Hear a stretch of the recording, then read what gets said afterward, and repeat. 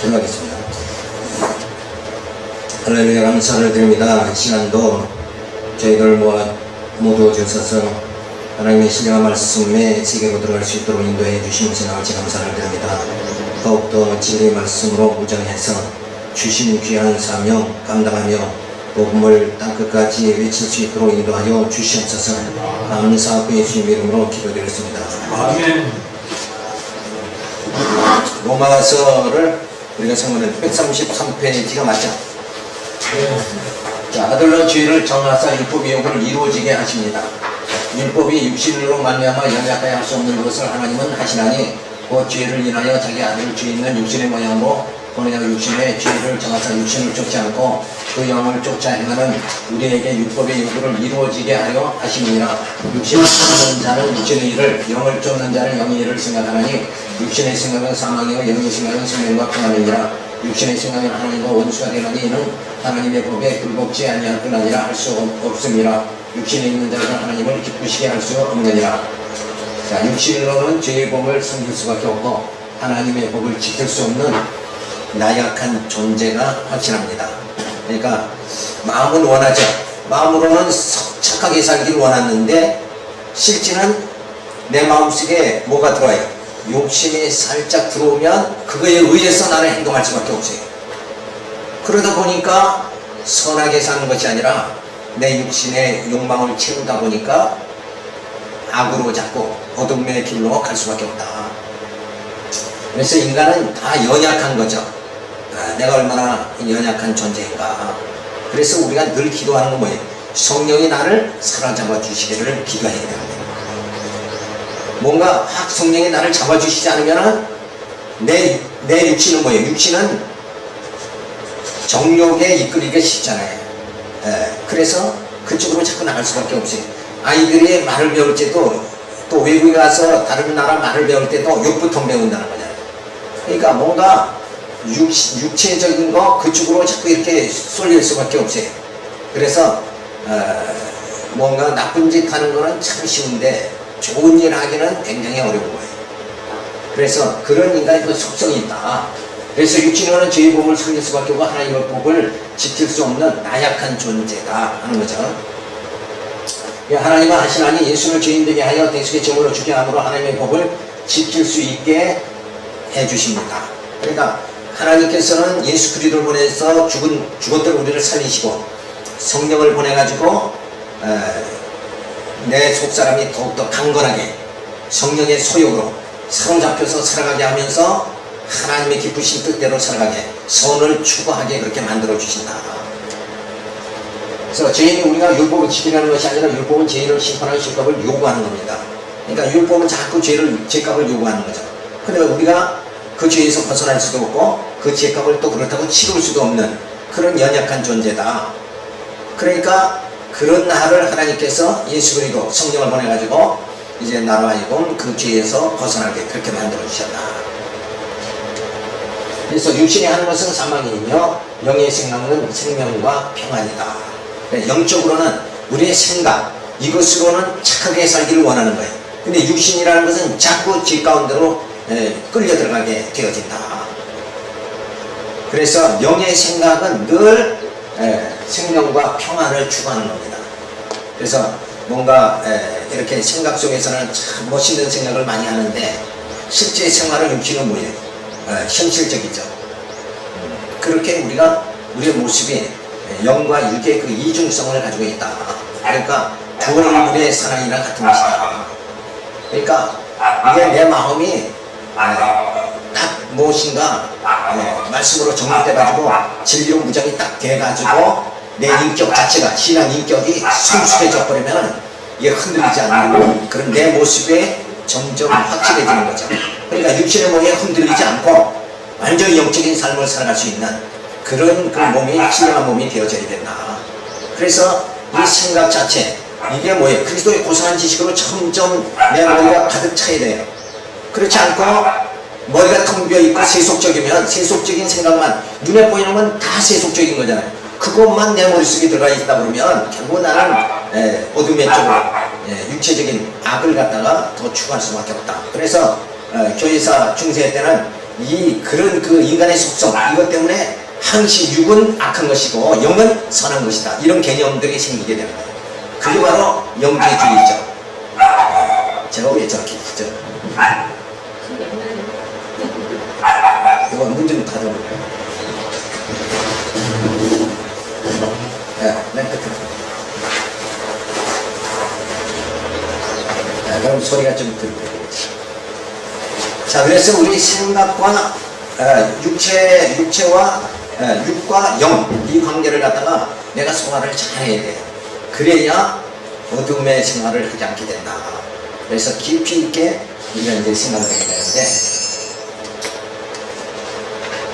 그래서 모세에게 하나님께 율법을 주셨죠. 그래서 그 율법이 요구는 뭔가? 지키는 살고 어기면 죽는다는 거예요. 그래서 인간은 할 수가 없죠, 이걸. 율법이 요구하는 걸 다 할 수가 없어요. 왜? 인간은 정욕에 사로잡혔으니까. 이 본능이라는 것이 이 율법이 요구를 충족시킬 수가 없는 거예요. 그 충족을 인간이 할 수가 없기 때문에 하나님께서는 예수 그리스도를 보내서 그 율법의 요구를 예수님이 다 충족시켜버리는 거예요. 그래서 예수님이 그 피값으로 모든 율법의 정죄 그것을 다 지불해버리죠. 그래서 우리는 살게 되어졌다 하는 것을 알 수가 있는데, 그래서 죄값은 사망이다. 그래서 예수 그리스도께서 성육신 이 땅에 오셔서 제물로 죽으심을 통해서 우리의 죄값을 다 지불해버립니다. 그러니까 율법의 요구가 뭐냐? 의인은 살고 악인은 죽게 하는 거예요. 죄값은 사망입니다. 이게 율법의 요구인데, 그 요구를 내 대신 누가? 예수님이 다 지불해 주시고 그 요구를 충족시켜 주셨다. 그래서 육신의 생각은 늘 사망이죠. 근데 영의 생각은 뭐예요? 생명에 거하게 되어집니다. 그래서 늘 우리가 내 육신의 소욕이 점점 소멸하면서 영의 생각이 더 성숙해지면 이 그리스도의 생명에 우리가 공급을 받고 평안에 이르게 되어진다. 육신의 생각은 하나님을 기쁘시게 할 수가 없습니다. 육신은 자꾸 하나님을 멀리하고, 우리의 영은 뭐예요? 본래 하나님이 그 형상으로 지은 바 되었으니까 우리는 어디로 자꾸 가는 거예요? 하나님께 자꾸 끌려가게 되어진다. 그러니까 이 속성, 어느 쪽으로 이렇게 끌려 들어가느냐, 이런 속성이 우리에게 있다는 거예요. 그래서 그리스도께서 우리 안에 계셔서 영으로 살게 합니다. 만일 너희 속에 하나님의 영이 거하시면 너희가 육신에 있지 아니하고 영에 있나니, 누구든지 그리스도의 영이 없으면 그리스도의 사람이 아니라, 또 그리스도께서 너희 안에 계시면 몸은 죄로 인하여 죽은 것이나 영은 의를 인하여 산 것이라. 예수를 죽은 자 가운데 살리신 이의 영이 너희 안에 거하시면 그리스도 예수를 죽은 자 가운데서 살리신 이가 너희 안에 거하시는 그의 영으로 말미암아 너희 죽은 몸도 살리시리라. 예수님의 죽으심으로 율법의 요구를 또 못하는데 충족시켜 주시죠. 우리를 살리사 그리스도의 영으로 살게 해주십니다. 그러니까 내 안에 그리스도가 오시면 그리스도의 영이 나로 하여금 살아가게 하는 거죠. 그게 바로 사도 바울이 고백한 대로 내가 사는 것이 아니라 내 안에 그리스도가 사신다. 그리스도의 영이 내 안에 거하면 나는 내 육신의 본능대로 살아가는 것이 아니라 그리스도의 뜻대로 살아가게 되어진다. 그러니까 만약에 우리가 생각하는 것이 전혀 없다 그러면 뭐예요? 완전히 이 지능이 약할수록 어떻게 해요? 완전히 본능대로 살아가는 거예요. 그러니까 짐승은 뭐예요? 이 지능 자체가 미약하죠. 그러니까 짐승은 다 그저 본능대로만 살아가는 거예요. 그래서 때로는 그러죠. 야, 저렇게 생각이 없는 사람, 가장으로서 어떻게 저렇게 부인이, 자기는 돈도 안 벌어오면서 부인이 진짜 어렵게 돈 벌면 그거 뺏어다가 가서 술 먹는 거예요. 그런 사람 보면 저게 어떻게 인간이냐, 저건 뭐라고 해요? 짐승 아니냐. 그러니까 뭐가 없다는 거예요? 생각이 없다. 저렇게 생각이 없을 수가 있느냐. 왜? 짐승은 생각 자체가 없잖아요. 그냥 먹고 입고 즐기는 거, 그거밖에 없잖아요. 그러니까 이런 영적 단계, 어떤 이데아의, 우리 교회에서 배웠지만 이데아의 세계, 그 다음에 영적 세계, 이런 단계가 짐승에게는 뭐예요? 없는 거잖아요. 없는 거. 그러니까 고도의 지식, 이 지혜를 주신 건 하나님이 인간에게만 주신 거잖아요. 그래 만물의 영장되게 해주신 거, 이게 하나님의 축복이에요. 근데 불교에서는 뭐예요? 이 땅에 죄를 지면 다시 태어날지 뭐로? 개나 돼지로 태어난다. 그거 굉장히 불행이죠. 근데 그런 일은 없어요. 자, 그래서 성경은 근데 몸은 죄로 인하여 죽는 것이나 영은 의롭게 해주실 그리스도를 살게 해주시고 성령이 인도해 주신다. 성령, 하나님의 영이 내 안에 거하면 나는 뭐예요? 본능대로 살아가는 것이 아니라 하나님의 뜻대로 살아갈 수 있는, 그리고 뭔가 생각하고 그리고 이다의 세계 그리고 영적인 세계로 계속 줄다름칠 수 있는 그런 인격체가 되어진다.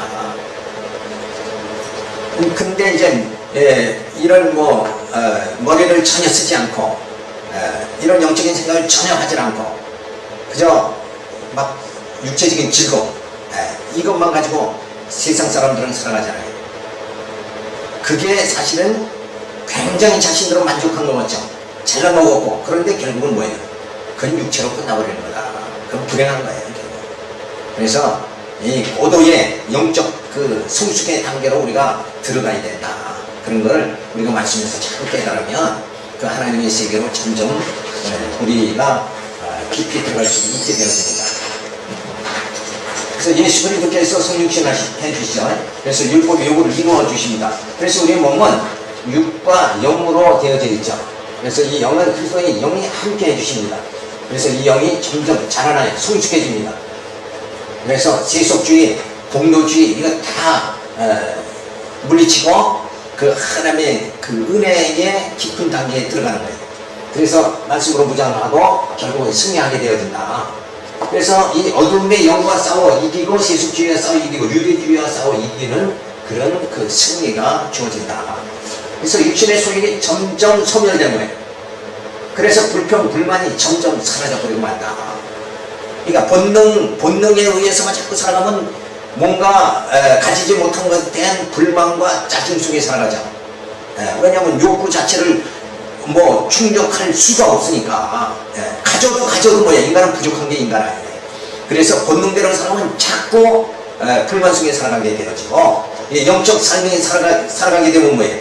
성령께서 다 인도해 주시니까 점점 평안이 주어지게 되어집니다. 그리고 두 번째,